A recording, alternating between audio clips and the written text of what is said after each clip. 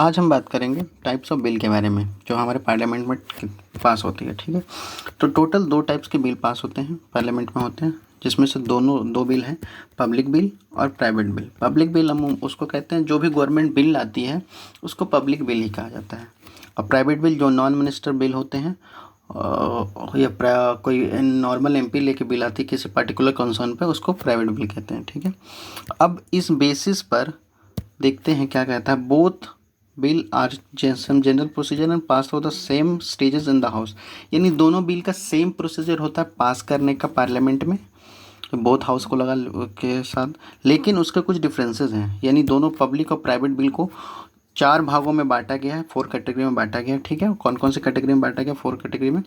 तो पहला कहता है ऑर्डिनरी बिल। ठीक, ऑर्डिनरी बिल कहता है these bill are concern with any matter other than financial subject, यानी ये बिल जो है किसी भी मैटर से रिलेटेड हो सकता है but other than financial subject, यानी फाइनेंशियल सब्जेक्ट से रिलेटेड छोड़ करके बाकी किसी सब्जेक्ट से हो सकता है, उसको कहेंगे। ठीक है, और दूसरा कहता है फिर आपका मनी बिल।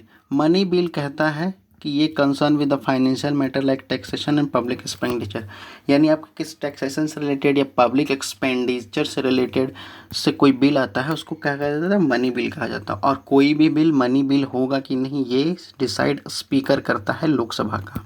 ठीक, और मनी बिल सिर्फ लोकसभा में ही पहले पेश किया जाएगा, उसके बाद किसी हाउस में किया जाएगा। उसके बाद देखते हैं नेक्स्ट कहता है आपका फाइनेंशियल बिल। फाइनेंशियल बिल कहता है this bill are also concern with the financial matter but different from money bill, ये मतलब ये बिल भी फाइनेंशियल रिलेटेड मैटर के लिए होता है but different from money bill, यानी मनी बिल से अलग होता है। और फोर्थ बिल कहता है आपका कॉन्स्टिट्यूशनल अमेंडमेंट बिल, यानी this bill are concern with the amendment of the provision of the constitution, यानी ये बिल अमेंडमेंट प्रोसीजर के लिए जो बिल लाई जाती है किसी कॉन्स्टिट्यूशनल अमेंडमेंट के लिए उसको कहते हैं ये कॉन्स्टिट्यूशनल अमेंडमेंट बिल।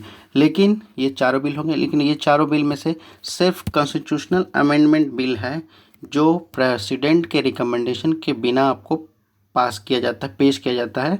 लेकिन बाकी जो तीनों बिल है बाकी जो आपका तीनों बिल आए, फाइनेंशियल बिल हो गया, मनी बिल हो गया और ऑर्डिनरी बिल हो गया, जो कि आर्टिकल 3 में आता हो, ऑर्डिनरी बिल जो आपका आर्टिकल 3 में आता हो, ये तीनों बिल आपको प्रेसिडेंट के रिकमेंडेशन के बाद ही पारित किया जा सकता है, पेश किया जा सकता है। ठीक है, थैंक यू।